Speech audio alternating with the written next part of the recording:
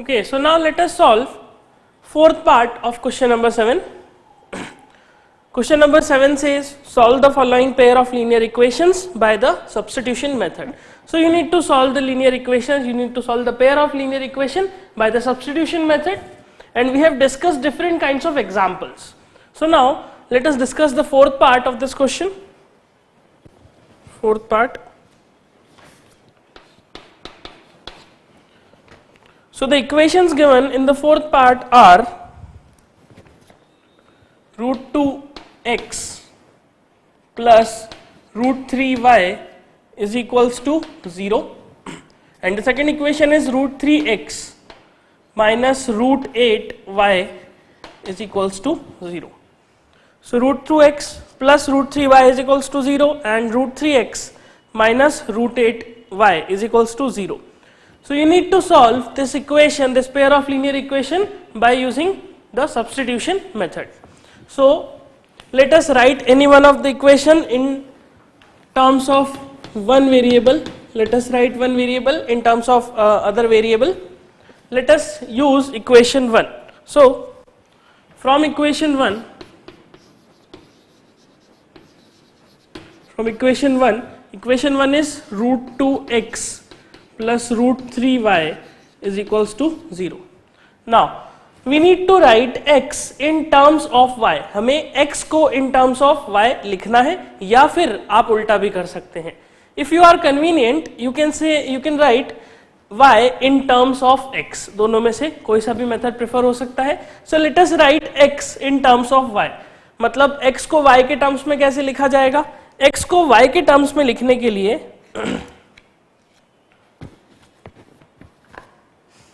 this root 2x will equal to this root 2x, this root 3y, ये term उधर चला जाएगा, it will become minus root 3y.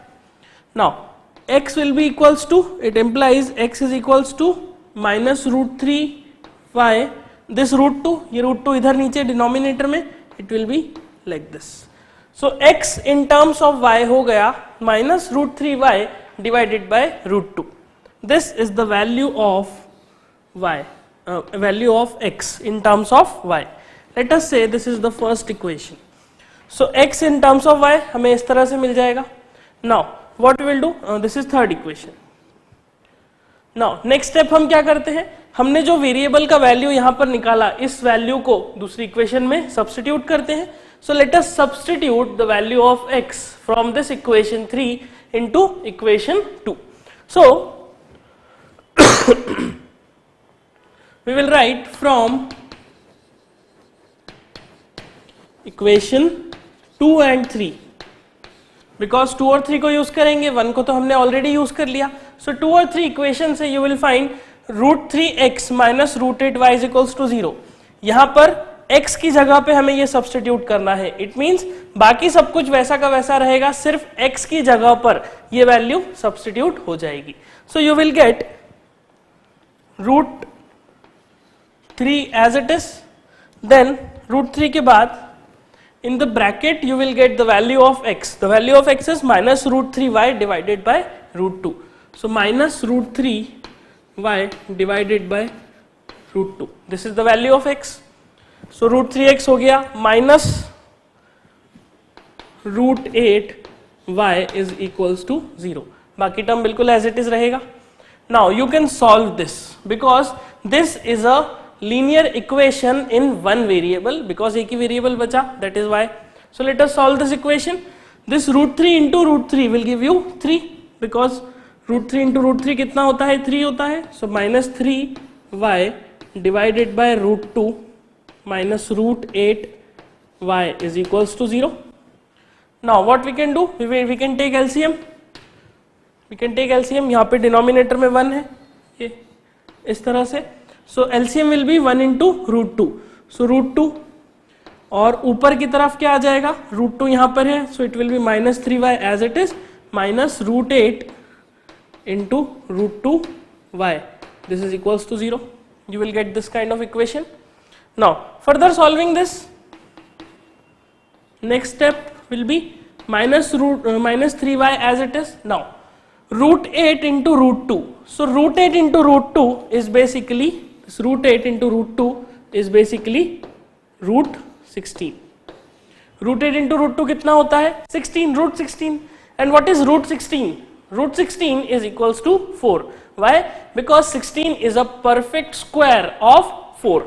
That's why you will get minus 3y minus 4y divide by root 2 is equals to 0.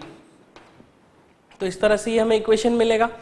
Now further solving this you will find minus 7y is equals to 0 because root 2 वहाँ 0 हो जाएगा and it implies the value of y is equals to 0.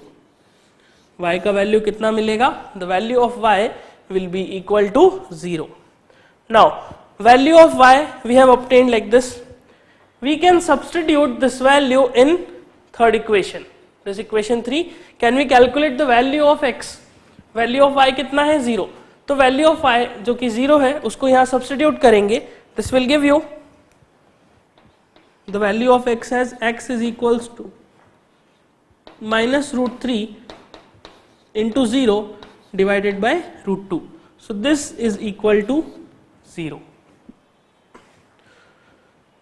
So x का value भी 0 हो गया, y का value भी 0 हो गया. So what we will say? We will say that 0, 0,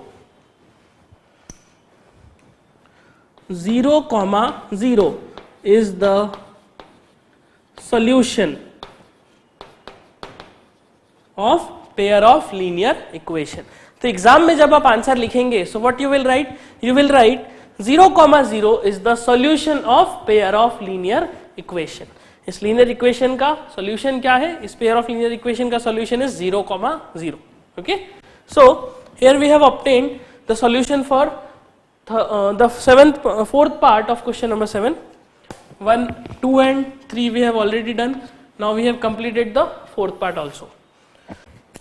So in all these 3 questions we have learned how to apply the substitution method in different kinds of cases.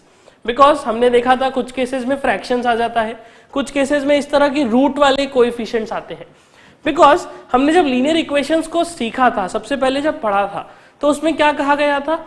It says कि जो variables हैं x और y, इनके coefficient should be real numbers. Now real numbers ऐसा नहीं कि सिर्फ 0, 1, 2, 3, 4 ही रियल नंबर्स हैं. There are other real numbers also present, जैसे कि रूट 2, रूट 3, ये सब भी क्या है? ये सभी रियल नंबर्स हैं. इसीलिए यहाँ पर रूट 2, रूट 3 या 1.5 या 7/12 या ऐसा कोई फ्रैक्शन आना पॉसिबल है. Okay, so in this way we need to solve the question number 7. Now let us move to question number 8. Question number 8. So question number 8 says solve 2x plus 3y is equals to 11 and 2x minus 4y is equals to minus 24 and hence find the value of m for which y is equals to mx plus 3. Okay, so first you need to solve the given equation, the pair of linear equation, और उसके बाद m का value find करना है. m का value कैसे find किया जाएगा? m का value is equal to y is equals to mx plus 3. तो y is equals to mx plus 3 में अगर मैं x और y दोनों की वैल्यूज को सब्स्टिट्यूट करता हूं, then I will get the value of m. Okay, और ये चीज हमने डिड्यूस कैसे करी? Because y is equals to mx plus 3, ये जो इक्वेशन दिख रही है इसमें भी वही वेरिएबल्स हैं जो वेरिएबल्स हमारे पेयर ऑफ लीनियर इक्वेशंस में प्रेजेंट है. That's why we have deduce कि यहां पर हमें सबसे पहले पेयर ऑफ लीनियर इक्वेशन को सॉल्व करना पड़ेगा.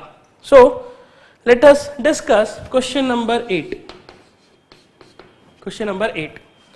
The equations given in the question number 8 are 2x plus 3y is equals to 11 and 2x minus 4y is equals to minus 24.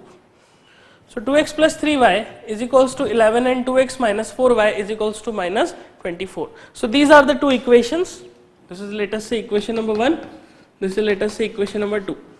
Now we need to find the solution. Solution find करने के क्या तरीके हैं? We have lots of method to find the solution. हमने substitution method भी सीख लिया है, हमने एलिमिनेशन मेथड भी सीख लिया है, हमने ग्राफिकल मेथड को सीखा है, हमने सबसे पहली क्लास में एक हिडन ट्रायल मेथड को देखा था. But we need to choose कि हमें कौन सा मेथड लगाना है। यहाँ पर कन्वीनियंट ये होगा कि हम ग्राफिकल मेथड तो ना लगाएं, ना ही हिट एंड ट्रायल मेथड लगाएं, ओके। तो हम सब्स्टिट्यूशन या फिर एलिमिनेशन में से जो रिसेंटली हमने पढ़े हैं उनमें से किसी मेथड को यूज कर लेते हैं। For example let us use the elimination method. Elimination method को लगाना काफी आसान है। कैसे? बिकॉज हमें यहाँ दिख रहा है कि जो x का कोएफिशिएंट है फर्स्ट इक्वेशन में वो भी 2 है और सेकेंड इक्वेशन में भी 2 है।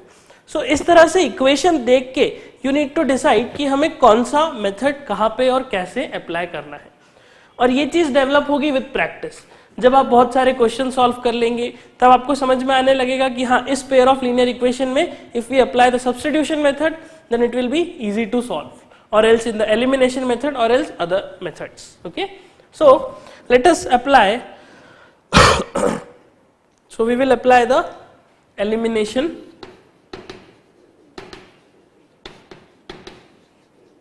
method.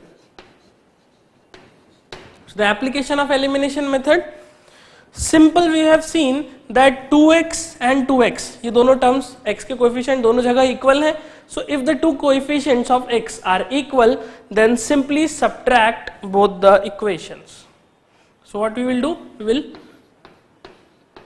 subtract both equations, okay, subtract both equations. So the two equations are 2x plus 3y is equals to 11 and 2x minus 4y is equals to minus 24. So now solving these two equations, यहाँ पे sign change होगा. Sign change means यहाँ पर जो 2x positive है वो negative हो जाएगा, जो माइनस 4y है वो प्लस 4y हो जाएगा. बिकॉज जब हम सब्ट्रैक्शन करते हैं तो साइन चेंज हो जाते हैं. जैसे ब्रैकेट के बाहर अगर सब्ट्रैक्शन का साइन है then what we will do, we use to change the sign inside the bracket, okay. So यहाँ पे ये प्लस हो जाएगा and this minus 24 will also become positive 24. So now यहाँ पर 2x will get cancelled with 2x, 2x और 2x cancel हो जाएंगे. 3y and plus 4y, so 3y plus 4y will give you 7y. This is equals to 11 plus 24 will give you 35. So 7y is equals to 35. It means y is equals to 35 by 7. So y is equals to 35 by 7. It means y is equals to 5. So the value of y obtained from this solution is 5. Now अब हमने y का value obtain कर लिया, क्या x का value भी find out कर सकते हैं? Yes, it's very easy. आप y के वैल्यू को उठा के किसी भी एक इक्वेशन में सब्स्टिट्यूट कर दीजिए. Now you need to choose कि कौन सी इक्वेशन में आप सब्स्टिट्यूट करना चाह रहे हैं. आप दोनों में सब्स्टिट्यूट करके देखेंगे आंसर बिल्कुल सेम आएगा, बट उस तरह की इक्वेशन को, उस इक्वेशन को चूज कीजिए जिसमें कैलकुलेशन कम हो. जैसे कि यहाँ पर मुझे 4y और 24 दिख रहा है, तो जब मैं कैलकुलेशन करूंगा मुझे 4 से 5 को मल्टीप्लाई करना पड़ेगा और फिर 24 को ऐड या सब्ट्रैक्ट करना पड़ेगा. यहाँ पर देखा जाए तो 3y और 11 दिख रहा है. तो आई कैन सी कि 3y और 11 जो है वो छोटे नंबर्स हैं, तो हो सकता है यहाँ कैलकुलेशन कम हो जाए. So I will substitute this value of y in first equation. So you will get 2x plus 3 into 5 is equals to 11. So this will give you 2x plus 3 5s are 15 is equals to 11. So 2x is equals to 11 minus 15 will give you minus 4. So 2x is equals to minus 4. It means the value of x obtained from this solution is x is equals to minus 2. x का value कितना obtain होगा? minus 2. इस तरह से solution से. So अब हमने इस पेयर ऑफ लीनियर इक्वेशन को सॉल्व कर लिया है, हमने x और y दोनों के वैल्यूज को फाइंड आउट कर लिया है. So what is the task? We need to find the value of m, और m का वैल्यू फाइंड करने के लिए we need to use this equation. y is equals to mx plus y is equals to mx plus 3. So y is equals to mx plus 3 equation में हमें m का value find out करना है. अब ये जो सॉल्यूशन हमने obtain किया है x is equals to minus 2 and y is equals to 5, what does this mean? ये सॉल्यूशन हमें क्या बता रहा है? ये सॉल्यूशन बता रहा है that if the solution tells us that if x is equals to this -2, then y is equals to 5. जैसा हमने यहाँ पे सब्सटीट्यूट करा, हमने y का वैल्यू सब्सटीट्यूट करा और x का वैल्यू निकाल लिया, -2 आ गया. सेम वही चीज अगर हम सेकेंड इक्वेशन में करते तब भी हमें x का वैल्यू वही मिलता. इट मीन्स जब x का वैल्यू -2 होगा, जब भी x का वैल्यू -2 होगा, y की वैल्यू हमेशा 5 ही होगी, 5 के अलावा कुछ भी नहीं हो सकती. ओके, बिकॉज यूनिक सॉल्यूशन मतलब क्या, दो लीनियर इक्वेशंस, दो स्ट्रेट लाइंस इंटरसेक्ट करती हैं एक सिंगल पॉइंट पे, तो वो जो सिंगल पॉइंट है उसमें x और y की वैल्यूज फिक्स हो जाती है. तो हम यहां पर भी देख सकते हैं कि -2 और 5, सो -2, 5 एक सॉल्यूशन है इस पेयर ऑफ लीनियर इक्वेशन का, and this is the only solution possible.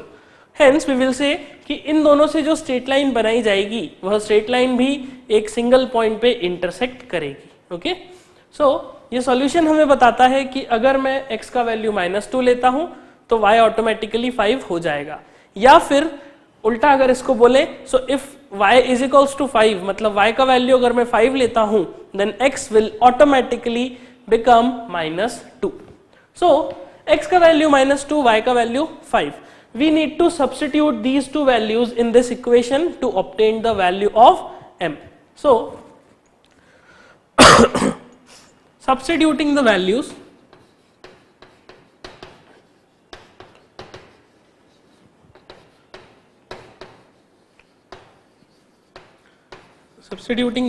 of x and y, you will get y is 5.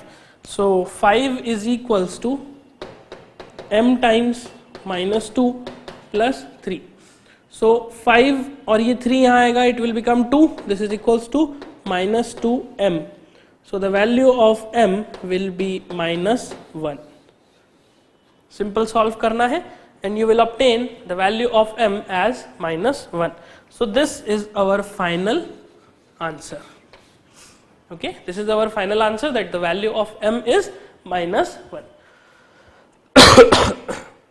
So here we have completed the question number 8. Question number 8 को भी हमने सीख लिया है. So first इसे note कर लीजिए, then we will solve question number 9.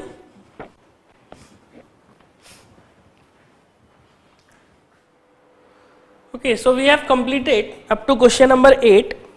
Now let us solve question number 9. Question number 9 has 6 parts, 1, 2, 3, 4, 5 and 6. In all these 6 parts, I will write the equation, I will solve few of them, but I will not solve completely, because complete solution जो है, जो solution का procedure है, you know that procedure very well. Okay, just I am going to guide you how to make the equation, how to solve it. Okay, so question number 9 says, form the pair of linear equations for the following problems and find their solution by substitution method.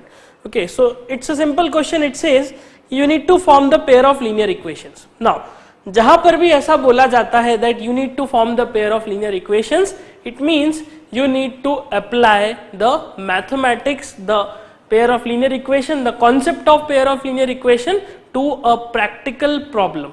Okay, this is kind of applied mathematics, because यहाँ पर हमें situation दिया गया है जैसा हमने पहली lecture में देखा था, तो उस सिचुएशन को प्रैक्टिकली, उस सिचुएशन को सॉल्व कैसे करें, उस सिचुएशन का सॉल्यूशन कैसे निकालें.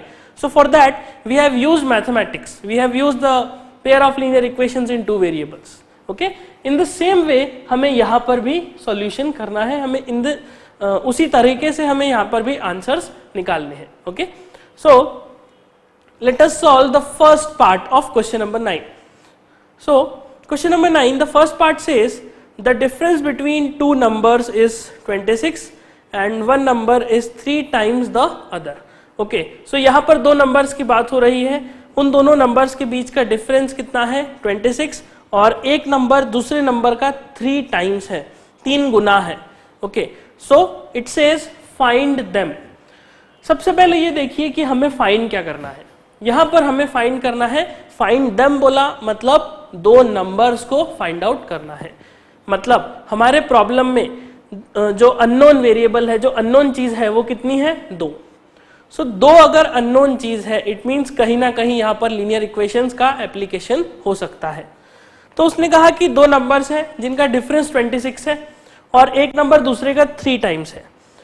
इट मीन्स हमें दो नंबर सोचने हैं जिनके लिए कुछ कंडीशन दी गई है। कैसी कंडीशन? कि उनका जब मैं डिफरेंस लेता हूं तो 26 आ जाता है, जब मैं एक नंबर को दूसरे से कंपेयर करता हूं तो it's 3 times of the first number, इस तरह का रिलेशन होता है। So these are some condition, these are some constraints जो कि हमने देखा था फर्स्ट क्लास में। जैसे उस पर्सन को पेन खरीदने थे, पेंसिल खरीदनी थी, बट जेब में 12 रुपए थे, ओके, बट उसे 5 से ज्यादा पेन या पेंसिल नहीं खरीदनी थी। So these are what? These are constraints. उसी तरह से यहाँ पे कंस्ट्रेंट दिया है। इन इजी क्वेश्चंस बड़ी आसानी से सॉल्व हो जाता है, बड़ी आसानी से हम इक्वेशन बना लेते हैं, लेकिन जब क्वेश्चंस का लेवल बढ़ता है, क्वेश्चन जब डिफिकल्ट होते जाते हैं, तो एक लिमिट के बाद क्वेश्चन सॉल्व करने में बड़ी दिक्कत आती है। And it is just because जब हमने इस कॉन्सेप्ट को सीखा था, सो कॉन्सेप्ट को सीखते समय हमने कॉन्सेप्ट पे ध्यान नहीं दिया था, हमने डायरेक्टली उसके एप्लीकेशन पे ध्यान देके उसे सॉल्व करना शुरू कर दिया। Okay, mathematically solution it's good, लेकिन मैथमेटिकली सॉल्यूशन करने के लिए आपको पहले उस प्रैक्टिकल प्रॉब्लम को मैथमेटिक्स में कन्वर्ट करना पड़ेगा। Okay, so for conversion just focus, try to understand what I am saying, what I am trying to explain you, and that is question पढ़ के सिर्फ इतना समझ लीजिए कि हाँ, फाइंड देम बोला मतलब दो चीजें अननोन है, दो अननोन मतलब दो वेरिएबल्स, दो अननोन का मतलब दो वेरिएबल। सो क्वेश्चन नंबर 9 के फर्स्ट पार्ट में हम दो अननोन्स मतलब दो वेरिएबल्स को मान लेते हैं x और y। So let me right, late us से let x and y are the two numbers। मैंने ऐसा मान लिया कि जो वेरिएबल है, जो अननोन है, जो अननोन चीज है उसको मैंने कहा कि ये वेरिएबल है, और उसको किससे डिनोट करा? x और y, जो कि दो अननोन क्वांटिटीज हैं। ओके, नाउ x और y क्या है? मैंने कहा these are the two numbers. Okay, now अब सवाल आता है कि x और y दो नंबर्स हमने मान लिए, तो बड़ा कौन सा है? क्या दोनों नंबर्स इक्वल है? So you can assume any number bigger और बोथ द नंबर्स इक्वल, लेकिन यहां पर क्वेश्चन में साफ साफ उसने कह दिया कि दोनों नंबर्स का डिफरेंस कितना है? 26। तो अगर दोनों नंबर्स के बीच में डिफरेंस 26 है, मतलब दोनों बराबर तो बिल्कुल भी नहीं है। देन बराबर नहीं है इसका मतलब कोई एक बड़ा है, कोई एक छोटा है। सो किसी को भी आप बड़ा मान लीजिए, किसी को भी छोटा मान लीजिए, इट डजेंट मैटर, उससे कोई फर्क नहीं पड़ेगा। So let us take let x is greater than y। ऐसा हम मान लेते हैं कि जो x वाला नंबर है ये बड़ा है और y छोटा है। Okay, x is greater and y is smaller. Now हमने पहले कंस्ट्रेंट से एक सिंपल सा मैथमेटिक्स देखा कि हाँ, x जो है y से बड़ा है, मतलब एक नंबर तो दूसरे से बड़ा है। अब वो कह रहा है कि इनका डिफरेंस कितना है? 26। सो डिफरेंस मतलब जब मैं बड़े में से छोटे को घटाता हूं तो जो चीज बचती है वो कितना है? 26। सो बड़े में से छोटे को घटाना, इट मींस x में से y को घटाना। मैंने x में से y को रिमूव कर दिया, जैसे 5 में से 4 को रिमूव किया जाता है, वैसे x में से y को रिमूव कर दिया। तो ये कितना बचा? क्वेश्चन के according this is equal to 26। Okay, so हमारे पास एक कंस्ट्रेंट से एक इक्वेशन आ गया, एक मैथमेटिकल रिप्रेजेंटेशन आ गया, that is x minus y is equals to 26, and this is let us say our first equation.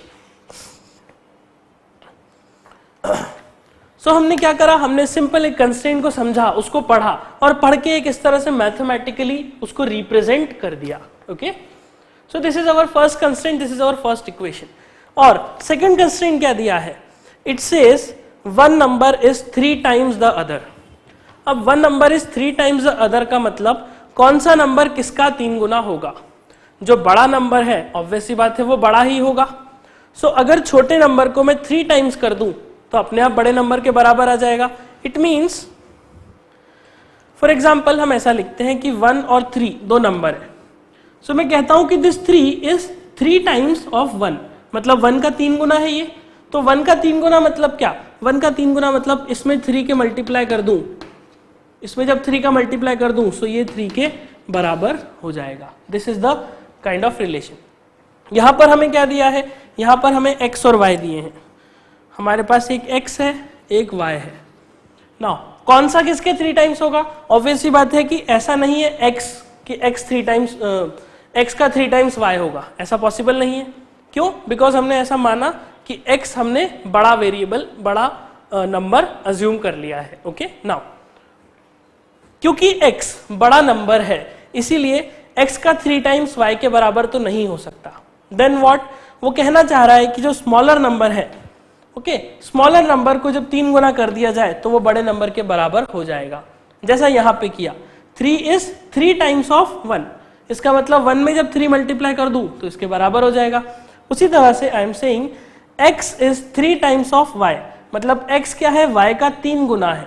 अगर x y का 3 गुना है, इट मीन्स अगर मैं y में 3 का मल्टीप्लाई कर दूं तो ये x के बराबर हो जाएगा। सो हमारे पास रिलेशन कैसा आ जाएगा? x is equals to 3 times of y, okay, ना कि y is equals to 3 times of x, because हमने पहले कह दिया कि x बड़ा वेरिएबल है। जनरली यहाँ पे कंफ्यूजन यही होता है कि ये x is 3 times of y या one number is 3 times of other number. ये चीज को समझने में इस तरह से हम सोच सकते हैं दैट 3 इज 3 टाइम्स ऑफ 1, मतलब 1 में 3 मल्टीप्लाई कर दो। ओके, ऐसा लिखा जा, ऐसा अगर लिखा है that 2 and this is 4, so I am saying 4 is 2 times of 2, मतलब 2 में 2 मल्टीप्लाई कर दिया जाए तो 4 के बराबर हो जाएगा। या फिर ऐसा लिखा है 5 10, यहां पे क्या दिख रहा है? 10 इज 2 टाइम्स ऑफ 5, 10 क्या है? 5 का 2 गुना है, it's 2 times of 5। It means अगर मैं 5 में 2 का मल्टीप्लाई कर दूं तो ये इसके बराबर हो जाएगा। तो उसी तरह से यहां पर भी है x is 3 times of y, मतलब y में अगर 3 गुना कर दूं तो x के बराबर हो जाएगा। Okay, so this is our second equation. So this is the first equation, this is the second equation. Now our question has reduced to a mathematical problem, a problem of pair of linear equation in two variable. Okay, now we can easily solve this equation and this equation to obtain the values of x and y. How we can solve? It's very easy. You can see x minus y is equals to 26 and x is equals to 3y. So directly हम ये देख सकते हैं कि x is written in terms of y. x कैसा लिखा है? in terms of y लिखा है। it means we can apply the substitution method very very easily. हमें एक इक्वेशन को मॉडिफाई करने की आवश्यकता नहीं पड़ेगी, we can directly use the two equations. So we can say from equation 1 and 2, from equation 1 and 2 you will get x की जगह हम क्या रख दें? 3y. So you will get 3y minus y is equals to 26. So on solving this, 2y is equals to 26. So it gives you y is equals to 30. So y का value कितना आ गया? 30. क्या इसी तरह से x का value भी हम निकाल सकते हैं? Yes, it's very easy. y का वैल्यू 13 है, इसको यहाँ पे सब्स्टिट्यूट कर देते हैं. So x is equals to 3 times of y. So 3 into 13, that is the value of x will become 39. So you need to solve this. मैं इसे further solve नहीं करूंगा because concept सिर्फ यहीं पे था, equation को create करना. Okay? So this is the solution for question number 9, the first part. तो हमने देखा क्वेश्चन कोई बहुत ज्यादा डिफिकल्ट नहीं था. क्वेश्चन एक आसान सा क्वेश्चन था. जब हमें क्वेश्चन इस तरह से दिखने लगा तो क्वेश्चन आसान हो गया, लेकिन जब रीड कर रहे थे तो कंफ्यूजन क्रिएट हो रहा था कि कैसे यूज करना है. सो अगर कोई भी क्वेश्चन, कोई भी इस तरह से वर्ड प्रॉब्लम आपके सामने आए तो don't get confuse, just focus on the variables, just focus on the things which you need to identify. जो आपको कैलकुलेट करना है जिन चीजों को, उनके ऊपर फोकस कीजिए. In every question I will use the same approach. Okay, so let us solve the second question, the second part of this question. Second part of question number 9 says the larger of two supplementary angles exceed the smaller by 18 degrees. Find them. So find them means we need to find two angles. Okay, so question number 9. This is the second part. Larger of two supplementary angles. What are supplementary angles? Supplementary angles का मतलब ऐसे angles जिनका sum कितना हो 180 degrees. For example, 80 degrees and 100 degrees. So 80 degrees and 100 degrees are the two supplementary angles. Why? Because 80 plus 100 is equals to 180 होता है. इसी तरह से let us say 60 degree and 120 degree. So 60 degree and 120 degree are the two supplementary angles because दोनों को जोड़ने पे कितना बनता है 180 degrees बनता है. इसका मतलब supplementary angles तो वह हुए जिनका sum हमेशा 180 degrees होगा. Okay? So now in this question we need to find the two angles. So हम variable किसको मानेंगे? Angles को. The two angles are, let us say, let x and y are two angles. x और y क्या है? x और y दो angles है. Now it says the larger of the two supplementary angles. तो हमें क्या मानना है? हमें बेसिकली x और y जो एंगल्स माने इन्हें कैसा मानना है? इन्हें सप्लीमेंट्री एंगल्स मानना है. So x and y are supplementary. x और y कैसे हैं? x और y सप्लीमेंट्री एंगल्स है. अगर x और y सप्लीमेंट्री एंगल्स है इट मींस x और y का सम कितना होगा? The sum of x and y is equals to 180 degrees. The sum of the two angles x and y is equals to 180 degrees and this is our first equation, first mathematical equation, the first constraint. Okay, now हमने x और y दो angles मान लिए लेकिन हमें ये नहीं पता कि दोनों एंगल्स में रिलेशन कैसा है. क्या x बड़ा है y से? क्या y बड़ा है x से? क्या दोनों इक्वल है? We don't know this. अगर हमें ऐसा नहीं पता इट मीन्स हम किसी को भी बड़ा एंगल मान सकते हैं. सो जैसा हमने यहां पर किसको माना था? हमने कहा था कि let x is greater than y. हमने x को बड़ा नंबर मान लिया था. यहां पर लेट अस से y इज ग्रेटर, किसी को भी ले सकते हैं. So in this case I am using let y is greater than x. Okay, और you can assume x greater than y. Now it says the larger of the two supplementary angles exceeds the smaller by 18. मतलब जो बड़ा angle है इन दोनों supplementary angles में से जो बड़ा एंगल है वो इस छोटे एंगल से 18 डिग्री बड़ा है. Okay, the larger angle is 18 degrees greater than this variable this smaller angle. It means smaller angle नीचे है और लार्जर एंगल ऊपर है. कितना डिफरेंस है दोनों के बीच में? 18 डिग्रीज का. जस्ट इमेजिन कि अगर मैं छोटे वाले एंगल में द स्मॉलर एंगल में 18 डिग्रीज ऐड कर दूं so it will become equal to the larger angle. I can say this the smaller angle is this, larger angle is this. If I add 18 degrees to the smaller angle this will come at this position. It means both the angles will become equal. जैसे कि 5 और 2 हम देख सकते हैं 5 is 3 greater than 2. 5 क्या है? 2 से 3 ग्रेटर है.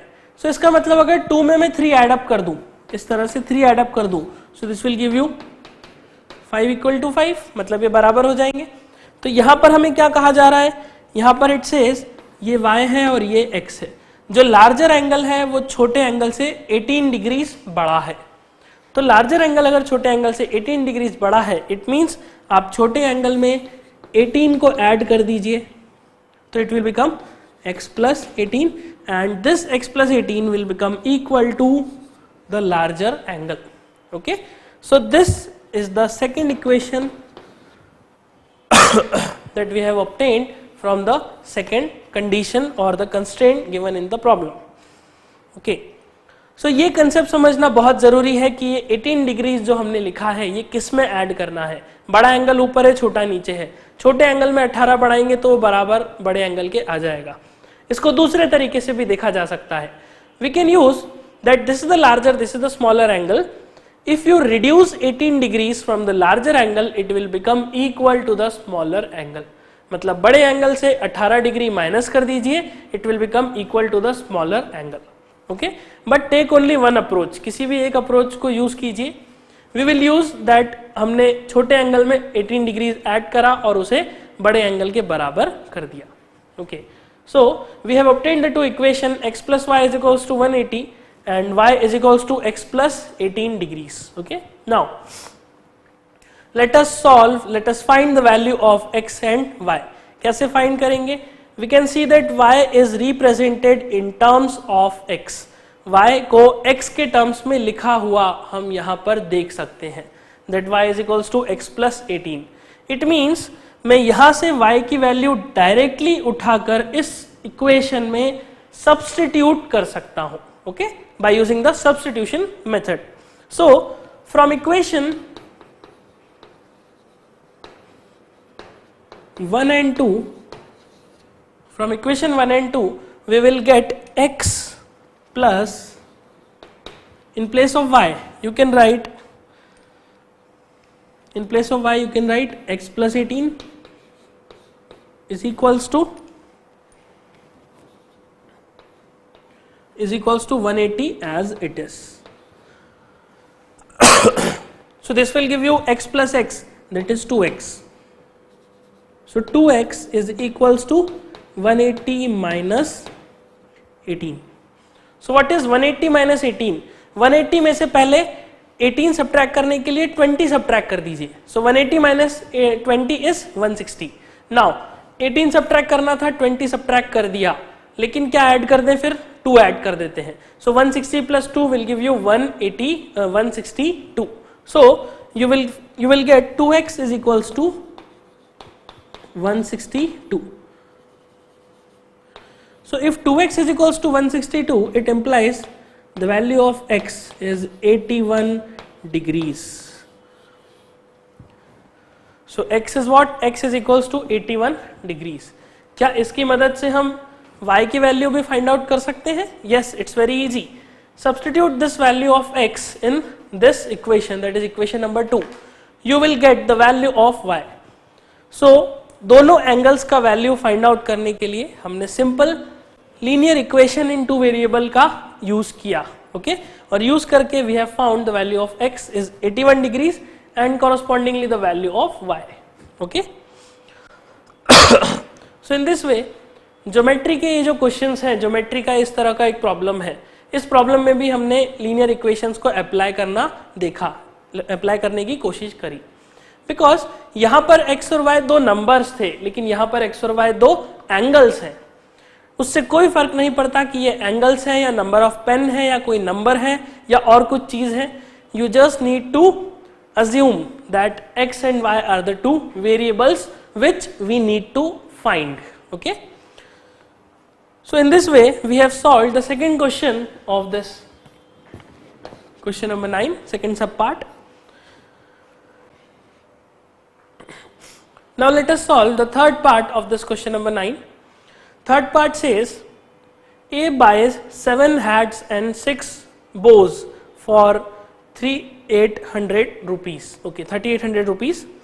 Later he buys 3 hats and 5 bows for 1,750 rupees. Find the cost of each hat and each bow. Okay, this is again a practical problem. एक person है A, उसने क्या करा?